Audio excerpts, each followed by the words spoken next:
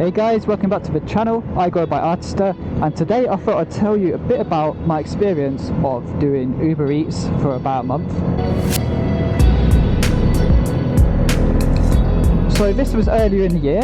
I made an Uber Eats account and I thought I'd give it a go because it seemed like a good way to earn a bit of extra income on the side, and I wanted to practice going out on the motorbike anyway, so it seemed like a good opportunity to earn some extra cash. So I remember having to make my Uber Eats account and go through the registration process.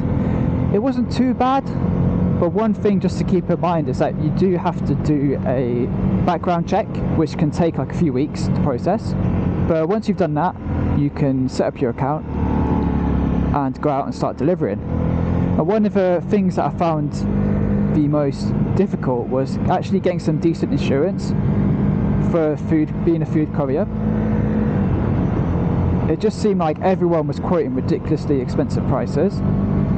So that's one thing to keep in mind, is that the insurance, at least for me anyway, would really eat into any profit that I managed to make while doing the Uber Eats deliveries. But actually using the app and doing the deliveries was pretty good fun. It took me like a week or so to get used to when the actual spots were available and what were the busiest times. So sometimes I'd go out on the bike and I would get like no orders whatsoever. Nobody wanted any food to be delivered. And then there'd be other times I'd go and it would be going mad, like it would be non-stop delivery after delivery.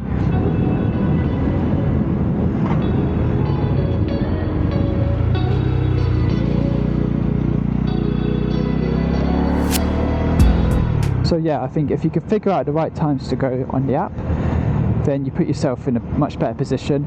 Otherwise you're just sitting around a long time. But yeah, I ended up doing all kind of different deliveries. So the majority that came in for me were McDonald's, but I'd also have KFC. Sometimes as well though, you'd actually get grocery orders. So you'd have to go like to Sainsbury's, for example, and pick up a lot of food normally, fit it all in the bag, and then carry it.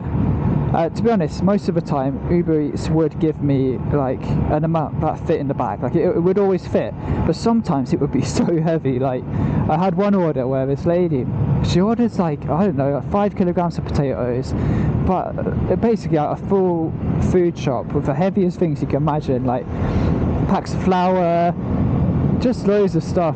It was so heavy. I had to like kind of balance the bag on the back of the bike while I was driving, which wasn't ideal. But yeah, so another thing obviously to think about is fuel costs as well, and like wear and tear on your bike. So that, and along with the insurance, it can all really add up.